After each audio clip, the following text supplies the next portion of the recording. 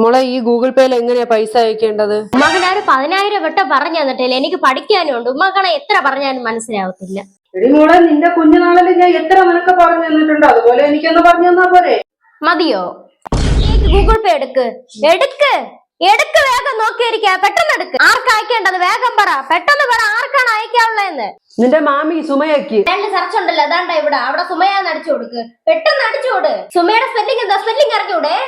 അടി അവിടെ. എത്ര നാളുകൊണ്ട് പഠിക്കണേ? ഇതിൽ നമ്പർ കറക്റ്റ് തന്നെ നോക്കിയാ ആദ്യം. എന്തെങ്കിലും നമ്പർ കറക്റ്റ് ആണോ എന്നൊക്കെ നോക്കി. എന്താ സംശയം ഉണ്ടെങ്കിൽ അതിൽ ഹായ് അയക്കണം. ഹായ് അയച്ചിട്ടാ പൈസ അയക്കാം. നീ എത്രയാണ് അടിക്കാനുള്ളത്? എമൗണ്ട് എഴുതി. എമൗണ്ട് 10,000 എത്ര പൂജ്യമാണോ ഉള്ളത്? 10,000 ആണ് അടിക്കണത്. ഇല്ലല്ലോ, ഒരു പൂജ്യം കൂടെ വേണം. ഇതൊന്നും അറിയത്തില്ലേ? 10,000 അടിച്ചു മോളെ.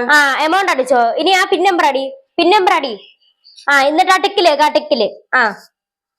ഇപ്പൊ സൗണ്ട് കേട്ടോണ്ടല്ലേ ഗൂഗിൾ പേ ചെയ്യണം. മനസ്സിലായല്ലോ? നാളെ എങ്ങാനും എന്റെ അടുത്ത് ചോദിക്കുമെങ്കിലാണ്. അങ്ങനെ ആ കാര്യത്തിലൊരു തീരുമാനമായി.